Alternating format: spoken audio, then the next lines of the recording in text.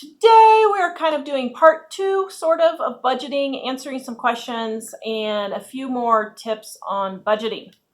Please subscribe and hit the bell notification so you can be notified when we put up new videos. Hello, I am Tara, the author of the Dining on a Dime cookbook, where you can eat better, spend less. We have a new hardcover with full color pictures and over 1,200 recipes and tips to help you save money on your grocery bill. Check it out at livingonadime.com. All right, guys, in our last video, we were talking about budgeting and how you need to get all your expenses and your income written down so you can actually see where you are. We had some questions and we wanted to kind of go through and answer a few of those questions on budgeting. All right, number 1, where do I put certain items like X? So what are some things that are extras? All right, vacation. Kids' school fees. Gifts for holidays. Gifts for holidays. Well, and some you can come up with your own categories for, but some people ask things like, where do I put paper products and stuff I get at the grocery store, as opposed to... Do I include things like toilet paper and dog food in my grocery food budget? Okay, so here's the thing. Stuff like, do I include toilet paper and toothpaste and that kind of thing in my food budget? That's totally up to you.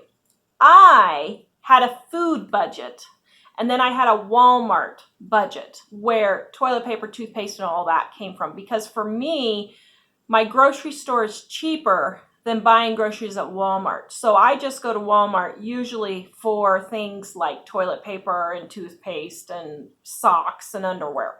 All right, so that's totally up to you. If you want to combine them, you can. If you don't, that's fine. Birthday and Christmas gifts. Just make a gift category. And if you have X number of birthdays and put the X amount that you spend on those birthdays, and let me tell you, for us, until our kids got to be, so when they were 0 to 3 years old, we spent about $5 to $10 on a birthday gift from garage sales. So I would go and get a couple of toys for $1 or $2 at garage sales, and that's what we did for gifts for the kids. Then from 4 to about 8 to 10, somewhere around there, then we would spend about $25 to $30 on gifts for the kids. Then when they got older, we would start spending more, like $50 and then $100 on gifts, depending on the age of the kid, okay? And also depending on what kind of financial situation you're in. Yeah. Like if you're trying to pay off debt, you need to be on the lower end. Yeah. So if you're paying off debt and you're buying gifts for your kids, you need to be going to garage sales and getting those toys and those types of things so that you can take all that extra money and put it on your debt. Now, things like school uniforms, school fees, all that, just make yourself a line on that budget that says school fees, school whatever. Now, once again, a lot of this type of stuff is optional.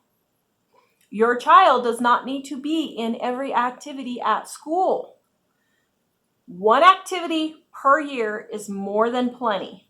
Or like our son was...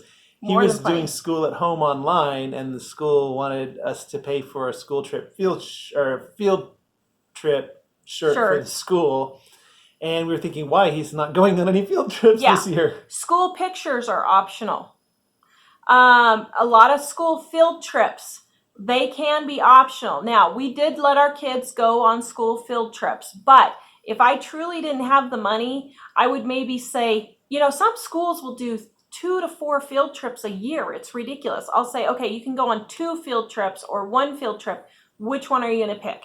That type of thing. Well, and on the school pictures, we still dress them up to take the pictures for whatever they use them for at school. We just don't buy them. We didn't buy them because we could take pictures or have somebody take pictures at home, which we always did, instead of spending $100 on the school pictures. School lunches. I can make an at-home lunch for about 50 cents to send with my kid to school by not buying juice boxes and gummy snacks and prepackaged chips and all that kind of thing. I can make a nice lunch for 50 cents to $1. School lunches are like $3.50 to $4.50 now. It's crazy. That's optional. You don't need to have your child buy lunch at school, okay? So cut all those kinds of things out. Other optional things would be like vacation, entertainment, those types of things. If you have a specific vacation you do, make a line. But I'll tell you one thing. If you're in debt, you really shouldn't be spending money on vacations. That's optional. I would go do something local. Go to, Yeah. like, we have a national park near us. We pay $60, I think, for an annual pass. Yeah. And then we can go into the park for no extra charge the rest of the year. Yeah. But you don't need to be going to Disneyland. You don't need to be going to, the beach, whatever. And I know you're stressed out and you need to relax, but You'll be less stressed out if you're not paying $10,000 to Yeah. go on that trip. yeah. And, it's absolutely ridiculous. There's no reason a family should spend $10,000 going on vacation when they are in hock up to their And eyeballs. if you put that on your debt, that's a massive chunk to get your debt paid off. And once your debt is Yeah. all paid off, then go on vacation. Yeah. A more reasonable vacation. Yeah. So what did we do when we were paying off debt for vacations? We lived in Kansas and we would come back to Colorado and we would stay for family. Was it a vacation? No, it wasn't by any stretch of the imagination. But it got us out of the house. It got us away from Kansas for a while, and it cost us $300 to $500 instead of spending $10,000 to go and stress ourselves out at Disneyland when we couldn't afford it. So you are going to have to give up some things like vacation, entertainment, eating out. If those are in your budget, you need to cut it. You aren't going to be going to movies. You aren't going to be going out to eat. You're not going to be going to the trampoline park, to the whatever museum, the zoo. All those kinds of things are ridiculously expensive now. It doesn't mean you can't ever do those things. It just means that right now, while you're trying to pay off your debt, you need to give yourself the absolute maximum amount of leverage to beat that debt out of your life right now. Yeah. And that includes things like kids' birthday parties. My kids have never had a birthday party at an event place. They've never had a swimming party. They've never had a trampoline park party. None of those kinds of things. But the kids always love their parties the best. Yeah. Because they were just playing And our parties. kids noticed. They were like, man, when our kids would go to other kids' birthday parties that the parents had done this, the parents are totally stressed out. One parent spent $2.50 for each cupcake, for these fancy cupcakes for a 5-year-old. It was ridiculous. Well, They ended up spending like $500 for a 5-year-old's birthday. There's no reason for it. Well, and the parents then also get mad at the kids if the kids don't appreciate it as much as or they get tired and grouchy. The kids don't want to do something for very long. Like, we never took our kids to those event concert things. But I worked for public television, and so occasionally we get to go to them for free. Well, they might watch it for 15 minutes, and then they wanted to go do something else and then come back and watch it a little more. Other moms are yelling at their kids because they spent $150 on the ticket, and then they spent $75 more on balloons and popcorns and the little flashy candy. light things and cotton candy, and the kids just didn't appreciate it. Well, Yeah. the thing is, when you're trying to pay off debt, don't spend that money. And if your kids are like, well, if you say my kids would never put up with that, you're the boss. Yeah. Yeah, it's your choice.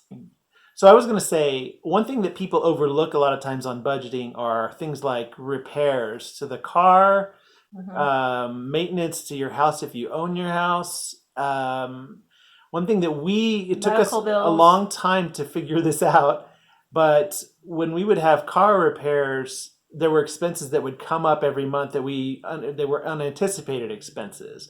And you should budget something for unanticipated expenses. But as you go, if you find that, wow, unanticipated expenses are $200 more every month, then you need to readjust you need to either eliminate those expenses, or if there are really needs, like, the car blew up, then you need to budget that continuing forward so that it's no longer an unexpected expense. Yeah. You're trying to get control over how you spend your money. It's not that you're not making yourself a slave to a thing. You're just making yourself have control so that you know how much you're expecting to spend and how much you are spending, and then each month you'll know how much money you can use to pay off For the debt. average American, there's really no reason to be living paycheck to paycheck at all. Really. And it's even if just you're not your excess spending. And even if you're not in debt, if you're living paycheck to paycheck, you need to use these things to get yourself to a position where you have extra money every month to use for something else. But paycheck to paycheck is never a good plan. Yeah. All right, guys, those are a few tips. Please visit us at livingonadime.com, and we will see you guys next time.